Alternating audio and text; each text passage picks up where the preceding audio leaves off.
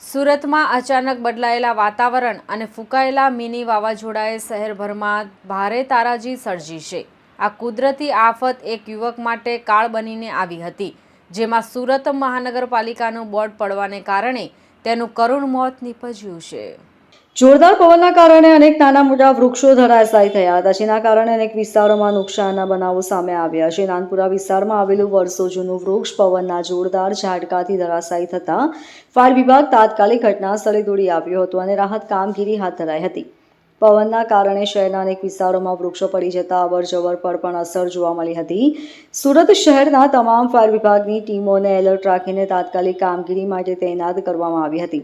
હવામાન વિભાગ દ્વારા અગાઉથી જ 3 દિવસ વરસાદની આગાહી કરવામાં આવી હતી, જેમાં પ્રથમ જ દિવસે હવામાનમાં આકસ્મિક પલટો જોવા મળ્યો છે। હજુ પણ આગામી 2 દિવસ માટે વરસાદની આગાહી યથાવત રાખવામાં આવી છે, જેના કારણે નાગરિકોને સાવચેત રહેવાની અપીલ કરવામાં આવી છે। કયા પ્રકારની કામગીરી કરાઈ રહી? હું fire officer Balwantsinh, Tapipura fire station control દ્વારા મેસેજ મળ્યો કે આપણે નાનપુરામાં ઝાડ પડ્યો છે, એટલે આપણે તરત જ આવી ગયા और આના રાસ્તા બંને તરફથી બંધ હતો, એટલે કામગીરી ચાલુ છે।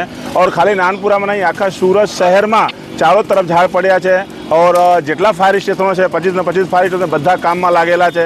અમુક જગ્યાએ ગાડીઓ દબાઈ ગયેલી છે, અમુક જગ્યાએ માણસ બી દબાયા છે, એટલે બધી રીતે તરત જ પહોંચી और બધી જગ્યા નિકાલ નીકળે છે। માનનીય ચીફ ફાયર ઓફિસર શ્રી ને પોતે ફિલ્ડમાં દોડી और બધી જગ્યાએ કામ કરે છે और બધા જે અધિકારી છે, જે જવાનો છે, બધી જગ્યાએ કામગીરી ચાલુ છે।